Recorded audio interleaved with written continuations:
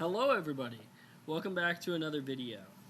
Today we are doing what is going to be my solo review, funny enough, my solo review of Solo, a Star Wars story. We got some nice Star Wars Battlefront 2 B-roll in the background, brought to you courtesy of Nate. And we're really just going to talk about Solo, a Star Wars story. I actually got this really funny thing, because now that I do the podcast now, I'm a lot more comfortable doing shit off the cuff. Did ChatGPT get rid of it? So I said to ChatGPT while we were still recording the Empire Strikes Back episode, which should be out on the channel in just a little bit. We were talking about the Empire Strikes Back episode, and we were recording that episode, and I put into ChatGPT, hey, what's a good intro for a negative review of Solo? Not that this is going to be a negative review, but what's a good intro for a negative review of Solo? And the ChatGPT thing said some shit where it's like, let's just say this movie didn't make the Kessel Run in under 12 parsecs. And that was probably one of the worst opening lines I've ever heard in anything ever.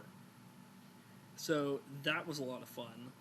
But let's get into Solo. If you guys don't know, Solo is the story of Han Solo, funny enough.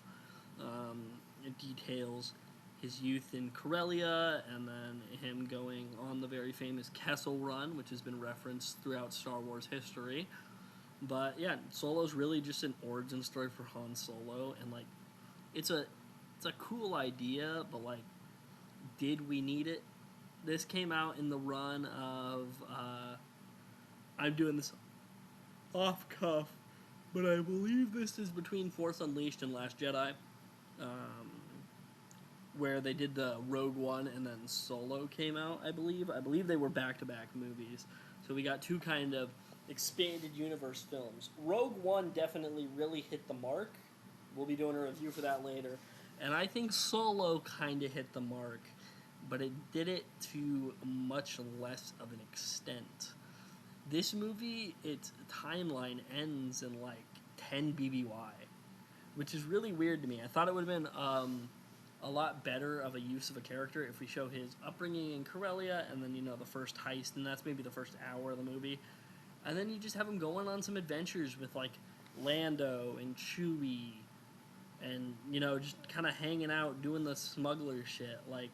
It's kind of like a mini campaign for a video game where you're kind of just going around doing these side road missions, side quests basically. This should have been a side quest movie where Han isn't really doing anything of too much importance. He's just kind of living the smuggling game, making an enemy at a Jabba the Hutt, and we don't really get any of that. We get one heist, and I know it is the most important heist of Han Solo's career, being the Kessel Run, and where he does the awesome flying and makes the Kessel Run in 12 parsecs. But I think that this movie could have used a lot more building of Han Solo. I think that's my main issue with it. It's just we don't get to see Han Solo do that much cool shit. I mean, him meeting Chewie's... the first 30 minutes of the movie's awesome. The first heist, Han escaping Corellia... Am I saying that right? Corellia? Han escaping, and then Han failing out of the Imperial Academy and becoming a soldier for the Empire, and then becoming a deserter. I thought was really cool. And then that first heist that they do where Val and the other guy, Rio, I think, the fucking weird spider monkey thing, where him, is his name Beckett? Tobias Beckett? Is that his fucking name? Holy shit. I watched this movie yesterday and I can't even remember. Yep, Tobias Beckett. Cool thing about Tobias Beckett, he killed Aurra Singh. That's a nice little thing of world building, which is what I really like. It's one of my favorite moments in the movie when they mention that, when him and Lando are talking. But this movie really just had a lot of unfulfilled potential, really, I think. Honestly. The interactions between the characters are great. Aiden Elrich played a good Han Solo. I'll get to him in a little bit more. Woody Harrelson was Woody Harrelson. Tobias Beckett was a great character. The guy who played Dryden Voss, I can't think of his name off the top of my head. He was fine. Donald Glover as Lando is probably the best part of this movie. He effortlessly portrays the kind of swagger and backhanded charisma that Lando has, while still kind of being a low-down, cheating bastard. And I kind of like it. Kind of like it a lot. But Solo, I think that's another part where this movie kind of underperforms. Han Solo in A New Hope at the very beginning, he's scummy. Not counting the special edition changes, which fucking ruined that movie. Han kills Greedo. He just straight up shoots Greedo in the face, kills him dead. And we don't get a Han like that in this movie. We get a charmy, hero, lovable Han who's kind of a cocky dick, but like he turns over a heist for a good reason in this movie, which is something I don't think Han at this point should have done. I think you could have left... Han has enough goodwill as a character to where you could have left that on the table and been like, alright, Han's a dick. We've already seen his redemption. You could have made Han, like, not a horrible person in this movie. You don't want to make him a downright villain. But you could have made him, you could have made him more of a dick. More of a douchebag. And I think that's another part where this movie, it gets about 60% of the juice out of it. Han's very likable. Aiden Ulrich is amazing. I love him. I know they canceled the Lando Calrissian show, which really upsets me. But I think that Aiden Ulrich's Han would have been great in that Lando show. Him and Donald Glover actually getting to do stuff would have been really cool. Which is what I wish I got more of in this movie. I wish I got more action between Lando and Han. And this is kind of a shorter review, but like this movie, it's kind of boring. There's some cool stuff happening, but this movie, I'll let you guys in on a little trade secret. I wanted this review to come out on like Wednesday of last week, and now it's coming out on Saturday or Sunday. I wanted this episode to come out earlier this week, but this movie was so boring that it took me like 3 times to get through it. And I think that's just the problem with this movie, is it in every aspect squeezes about 60% of the juice out of the orange. And you're left with like a good almost half of the orange juice just left in there. And like, you're not really grasping the full thing, which is just kind of like missed opportunity. I don't think this movie's bad by any means.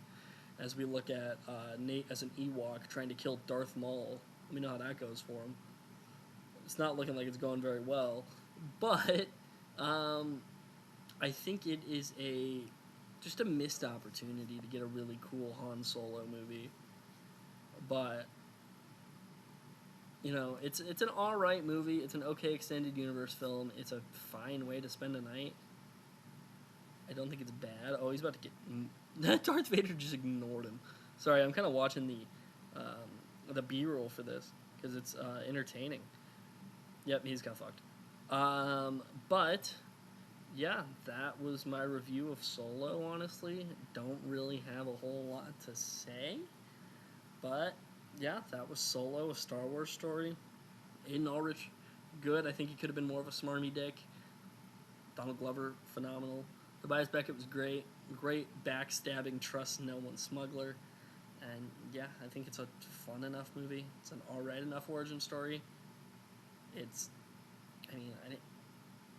I did want to know Han Solo's origin story, so I won't call this a useless origin story, but I just think it's kind of one of those things where it's like, alright, we got it.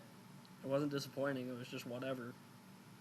But yeah, what did you guys think of Solo, a Star Wars story? Let me know down below. Join us later this weekend, or earlier this weekend, depending on which episode goes up what day, for Empire Strikes Back, our long form. And then join me sometime next week when I and possibly Nate give a review of the Obi-Wan Kenobi show. Thank you guys so much for watching. Thank you for liking. If you like what we do here, subscribe. We're really trying to build a fan base here. Go follow the TikTok at the Uncut Version Pod on TikTok. As Nate gets shot out of the air. So go follow the TikTok, go follow the Instagram. We post on there all the time. Post some polls and stuff in the stories for cool stuff that you guys want to do. And yeah, we will catch you guys later. I don't really think there's anything else I have to say. So I'm just going to give you guys an outro. Catch you guys later. Peace.